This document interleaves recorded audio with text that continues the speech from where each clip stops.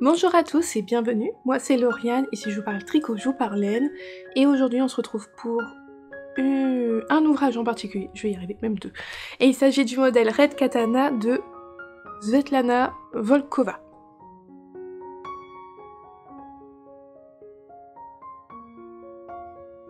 Alors le châle Red Katana est un châle qui se tricote avec de la laine sport, donc ça veut dire à peu près pour la laine 100%, pour un fil 100% laine, à peu près 350 mètres pour 100 grammes. C'est un modèle qui est sorti en août 2014, donc il est déjà assez vieux. Ouais, mine de rien, il a 10 ans, il va avoir 10 ans ce modèle-là. Pour moi, je l'ai vu parce que je crois que Svetlana avait fait une promotion il y a pas très longtemps, et en fait ses patrons ont été mis à la une de Ravelry, c'est comme ça que je l'ai découvert, et c'était vraiment ce qu'il me fallait, parce que j'avais deux écheveaux de laine sport, dont je voulais tricoter, avec lesquels je voulais tricoter un châle, sans jamais trouver le châle qui me convenait. Et là, d'un coup, hop, il était apparu, et je me suis dit, c'est parfait, c'est ce qu'il me faut. Je vous montre ma version du Red Katana. Le voici. Donc c'est un châle triangulaire, asymétrique, assez long, qui se caractérise avec ses rayures qui grossissent, hop, tout dépend desquelles. Les clairs rétrécissent, mais les plus foncés grandissent au fur et à mesure. Pour arriver à peu près à ce niveau-là, elles sont équivalentes, elles font le même nombre de rangs. Et ensuite, on va dans l'autre sens, les foncées deviennent plus grandes et les plus claires deviennent vraiment toutes petites pour ne finir qu'avec son deuxième coloris. C'est un modèle qui se tricote normalement donc avec deux écheveaux de qualité sport en aiguille 5. C'est un châle qui est tout en point mousse, qui est vraiment pas compliqué, avec juste des augmentations qui sont situées au niveau de l'arête centrale et avec juste un jeu d'augmentation-diminution petit à petit, il a cette forme-là. Donc on a vraiment l'arête au départ qui est au centre, qui est au milieu, avec autant de mailles à droite qu'à gauche. Et il y a un moment où on va faire plus d'augmentation d'un côté et moins de l'autre. Vous voyez ici. Alors, ça ne diminue pas, hein, vous voyez, ça reste quand même une bande assez large. Voilà, ça reste à peu près une bande constante à ce niveau-là. On a vraiment une augmentation des mailles sur la partie du bas, jusqu'à former la pointe du bas du châle, vous voyez. Et une fois qu'on est arrivé à ce stade-là, on vient diminuer à nouveau les mailles, hop, pour terminer à avoir autant de mailles des deux côtés de l'arête, et on termine juste là au bout de l'arête. Le voici. C'est un châle qui est disponible uniquement en anglais, qui est très simple. On a plusieurs sections différentes, parce que là par exemple, on a autant de mailles à droite qu'à gauche. Après ici, vu qu'on augmente que d'un côté, c'est pas exactement les mêmes rangs. Et après on a la partie où ça réduit, et ensuite là où on revient avec le même rang, avec le même nombre de mailles de chaque côté. Donc ça se divise en plusieurs sections, et en fait voilà, elle nous dit, vous répétez ces rangs jusqu'à avoir en fait tant de mailles de chaque côté de l'arête, et en même temps, il faut faire les rayures. Donc elle nous dit en fait le nombre de rangs qu'on a de rayures, vous voyez. Au début on a beaucoup de rangs de sa couleur A et très peu de rangs de sa couleur B. Hop, on répète 2 fois la même section, ou 3 fois même. Après hop, là on commence à agrandir un peu avec sa couleur B, c'est des rangs qu'on a enlevé sa couleur A. On répète cette chose là, vous voyez, 2 fois. Et là, vous voyez, petit à petit, donc c'est toujours comme ça. En fait, elle va nous dire, on a un code, sur le coup, j'ai eu un peu de mal à le comprendre. C'est le nombre d'aller-retour avec une couleur, puis le nombre d'aller-retour avec la deuxième couleur. Et en fait, c'est une séquence qu'on répète. Donc voilà, on a cette séquence-là de rayures à répéter, tout en suivant les rangs d'augmentation et de diminution. Alors en soi, c'est pas compliqué. Vous faites vos rangs. De mémoire, il me semble que c'est une histoire sur 12 rangs, en fait, les augmentations de diminution, on répète toujours les 12 mêmes rangs, donc ça rentre bien en tête. Et après, à nous de compter nos rangs, de savoir lire notre tricot, pour savoir quand est-ce qu'on vient changer les rayures. Alors, par contre, moi j'ai rencontré une difficulté dans le patron, et c'est vrai que j'ai pas compris le comment du pourquoi j'avais faux, de où venait mon erreur. C'est que quand je répétais, je faisais tous mes rangs d'augmentation, de diminution, j'ai atteigné le bon nombre de mailles, mais par exemple j'avais pas fini mes rayures. Donc ce que j'ai fait, c'est que j'ai tricoté des rangs où il y avait ni augmentation ni diminution. J'ai tricoté les rangs qui me permettaient de garder le même nombre de mailles pour finir ma séquence de rayures. Et ensuite je passais à la section suivante, et ainsi de suite. J'ai pas trop compris pourquoi, parce qu'on a vraiment l'impression que quand on suit une section et qu'on est censé voilà, avoir ce résultat de maille là, elle nous dit bien bah les rayures il faut les faire à tant de rangs. Donc normalement quand on termine la section, bah pour moi ça me paraît logique que normalement on avait fini ces rayures. Mais moi ça tombait pas bon. Donc bon bah c'est tout, c'est pas compliqué de s'adapter. Voilà, j'ai fait des rangs qui me permettaient de garder le même nombre de mailles de chaque côté de l'arête, mais je finissais mes rayures avant de passer à la section suivante. Et puis voilà. Hop là.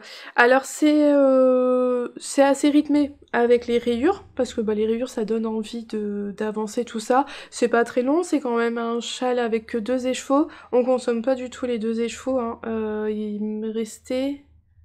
Au total j'ai utilisé 150 grammes, 155 grammes de laine pour le châle au complet. Donc c'est pas non plus un très grand châle. Je crois que je l'ai tricoté en 4,5 et pas en aiguille 5, parce que mes aiguilles 5 étaient occupées. Le 4,75, il me semble que ça n'existe pas, donc j'étais en 4,5. Là aussi, peut-être c'est pour ça que j'ai utilisé moins de laine. Mais il a quand même une bonne longueur, vous voyez. Donc voilà, ça c'est la version donc vraiment originale du patron, avec les rayures. Alors en soi, il est vraiment simple, il n'y a pas trop de blabla.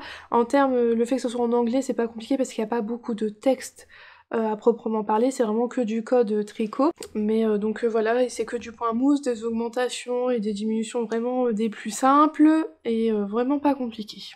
Vous voyez, c'est vraiment simple, hein. Au niveau là de la bordure, il n'y a pas vraiment de finition, c'est pas... On laisse tel quel. Moi j'ai fait suivre mon fil à chaque fois, je l'ai pas coupé. Donc il suit à ce niveau-là. Et moi ce que je le fais, c'est que je l'ai bloqué à chaque début de rang. Comme quand je croise mes mailles et que pour faire du jacquard, bah, j'ai croisé mon fil à chaque début de rang pour le faire suivre tout du long. Comme ça c'est pas voyant et j'ai pas eu à couper et à rentrer mes fils à chaque fois parce qu'il y a quand même beaucoup de rayures. Voilà, donc après sinon c'est vraiment un patron tout simple, tout basique, un châle vraiment pas compliqué. Voilà, à part mon petit souci de rayures qui tombait pas bon par rapport aux augmentations, à part ça c'était pas compliqué. Donc bah, j'ai fait celui-là, ça se fait quand même assez vite, voilà, c'est pas compliqué, il n'y a pas énormément de mailles, je me souviens plus au plus grand du châle mais c'est pas énorme. Et vous voyez si je le passe, hop, voilà, là je fais un tour, et il y a quand même de jolies pointes, donc il a franchement une bonne longueur. Il a une très bonne longueur. Quand je l'ai bloqué, j'ai fait en sorte juste de tirer bien sur la pointe pour qu'elle soit un peu plus marquée parce que c'était un peu... je trouvais pas assez marqué à mon goût. Mais vous voyez, là pour la saison, il va être vraiment parfait. Il a la bonne taille, il est pas trop grand, mais il va tenir chaud quand il y a du vent comme aujourd'hui. Non, ça va être vraiment chouette. Donc j'ai beaucoup aimé ce châle-là par sa forme, le côté point mousse, moi j'aime bien, c'est doudou. La laine elle est super douce, je vous en reparle après. Et en fait, à peine j'ai fini celui-là, bah j'en ai refait un autre. Cette laine-là, j'en avais des restes et j'avais d'autres couleurs de la même base. Et je me suis dit, bah allez, je vais prendre le même châle, mais je vais le faire en dégradé. Et voici ma deuxième version. Donc j'ai commencé ici. Et par contre, je n'ai pas suivi les rayures. Là, j'ai suivi vraiment les sections avec que les rangs d'augmentation. Donc j'ai pas eu de soucis, hein. Une fois que j'étais arrivée au bon nombre de mailles, vu que je faisais pas les rayures, j'ai pas eu à me dire est-ce que je suis bien ou pas bien. C'est tout, j'avais le bon nombre de mailles, je passais à la section suivante. Donc j'ai d'abord fait une première couleur. Hop. Jusque là. J'ai alterné mes deux couleurs sur quelques rangs pour passer à la suivante. J'en avais beaucoup moins, donc ça fait une plus petite section. J'ai refait quelques rangs où j'alterne les couleurs. Alors j'ai fait le changement de couleur sur l'arrière, parce que comme ça sur l'arrière du châle, ça me fait vraiment des rayures. Vous voyez? Ça fait vraiment des rayures. Par contre sur le devant, comme c'est du point mousse, ça fait plus fondu. Et ensuite là, en fait, les deux autres couleurs qui sont là, ce sont mes deux couleurs de celui-ci. Donc là, hop, j'ai continué, je suis arrivée à ma pointe, qui est là. J'ai diminué, j'ai refait quelques rangs pour passer à la dernière couleur et j'ai fini ma pointe avec ma dernière couleur. Donc j'ai vraiment suivi la même chose en termes de rythme d'augmentation, diminution, il a vraiment la même forme, il n'y a pas de souci. Alors là c'était un peu plus galère peut-être pour... Fallait bien compter ses mailles, parce que là il y avait un repère, je vous ai dit, hein, c'est une histoire de 12 rangs qu'on répète. Là avec les rayures quand même, c'était quand même plus facile de se repérer dans le patron, parce qu'on avait les rayures, c'était très visuel, donc c'était quand même plus facile. Là je mettais des marqueurs en fait tous les 12 rangs, je me disais ah bah c'était là, je reprends une section de 12 rangs, parce que bah c'est que du point mousse, il fallait tout le temps compter ses mailles. C'est juste ça la différence, c'est que ça demandait un peu plus d'attention, de concentration pour bien savoir où on en était dans le patron. Mais j'aime beaucoup aussi cette version dégradée. Ah ouais, je trouve que bah, ça donne vraiment deux châles très différents. Et donc voilà, quand je le porte, bah, j'ai la couleur, celle-ci vraiment, qui domine au milieu.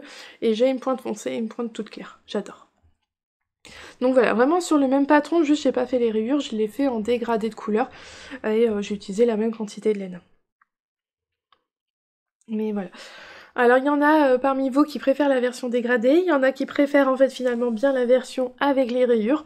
Le Red Katana il est présenté en gris et en rouge, donc vraiment très contrasté. Moi il est moins contrasté, bon, on voit quand même bien les rayures, mais voilà, c'est moins choquant quand même. Et je suis vraiment contente, aussi bien l'une version que l'autre, j'aime beaucoup les deux. Alors au niveau de la laine, c'est de la pelote vagabonde, c'est sa base bivouac. J'ai l'étiquette, je vous montre. Donc 80% Mérinos Superwash, 10% cachemire, 10% nylon, donc 350 mètres pour 100 grammes. Au niveau des coloris, je vous invite vraiment à aller revoir mon Ravelry. Alors ce sont des écheveaux que j'avais utilisés pour faire mon gilet rose cardigan de Andrea Mori. Et donc j'avais, sur mon gilet, j'ai ces 4 couleurs là. C'est vraiment tout ça mon dégradé sur mon gilet. Mais il m'était resté, parce que j'avais fait finalement, mon échantillon était pas bon, j'avais fait une taille, j'ai dû faire la plus petite des tailles, et il me restait un écheveau complet de ces deux coloris là. De mon coloris le plus clair, et de ce côté là. Voilà. Et puis celui qui arrivait juste après celui-là. Donc je savais que j'avais un écheveau de chaque, et c'est ça que j'ai utilisé donc pour faire celui-là. Et j'ai eu des restes, parce que finalement j'utilisais que 155 grammes, je vous disais. Mais j'avais également des restes des autres couleurs. Là autant c'est vraiment 2 écheveaux complets, mais j'avais des restes, donc j'avais un reste de mon coloris bleu plus foncé, j'ai tout passé dans le châle, donc ça m'a permis quand même de faire toute cette pointe là. J'avais ce reste là, vraiment tout petit, j'ai tout passé là-dedans, et ensuite là j'ai utilisé les restes de ce premier châle, et il m'en reste encore. Mais voilà, ça m'a permis vraiment de pouvoir faire cette deuxième version dégradée qui ira donc très très bien avec mon rose cardigan. Les deux en fait iront très bien avec mon gilet. Alors depuis le temps que je voulais faire un châle assorti à mon gilet, et j'aurais mis du temps parce que mon gilet, je sais plus en quelle année je l'ai fait, mais il y a bien 3 ou 4 ans je pense. Ça fera 3 ans cette année que je l'ai fait. Comme pour le premier, je l'ai fait en aiguille 4,5 également. Mes aiguilles 5 étaient toujours occupées, j'en ai qu'une paire, je l'ai fait en 4,5, et je trouve que pour la laine sport, ça passait bien. Alors la laine bivouac de la pelote vagabonde, elle est super douce, très agréable, j'adore ses coloris. Juste ça a du cachemire, donc ça bouloche. Voilà, mon rose cardigan, c'est un gilet, donc il y a quand même pas mal de frottements, il bouloche, et c'est le cachemire, on peut rien y faire. Donc voilà. Alors, il faut donc 2 écheveaux de laine sport. Donc ici, la pelote vagabonde, c'est 25 € l'écheveau, donc ça fait 50 € pour faire le châle, sachant quand même pas qu'il y a des restes. Et le patron est vendu au prix de 7 € sur Ravelry, donc ce qui revient à 57 € là pour ce petit châle là. Mais après voilà, des laines sport, il y en existe tout plein, chez Drops, chez Lang, certainement chez Ficolana, il y en existe quand même pas mal, chez Findar, tout ça vous en trouverez facilement, des laines sport. Mais voilà pour mes 2 Red Katana. Donc un patron mais simple, voilà, qui par les rayures est assez rythmé, hein. Si on fait la version avec les rayures, on se voit avancer, et puis on a le plaisir de passer d'abord c'est le plus clair et ensuite c'est le plus foncé. Et c'est vrai que ça donne envie de faire un peu plus et de voir ce changement de couleur, contrairement à la partie dégradée qui était un peu plus ennuyeuse à tricoter. Mais voilà, ça reste que du point mousse, que des mailles en droit, ça se fait relativement bien. Il est en anglais, mais il est vraiment très simple, et il y a vraiment, en termes d'explication, que le minimum syndical. Voilà, j'ai fait le tour de ce que j'avais à vous dire sur ces 2 châles là. Je sais que cette vidéo était attendue, donc ça y est, elle est faite, et j'espère que ça vous aura plu. En attendant, je vous souhaite une belle journée ou une belle soirée en fonction de quand est-ce que vous la regardez, et surtout un bon tricot, et je vous dis à bientôt. Bye!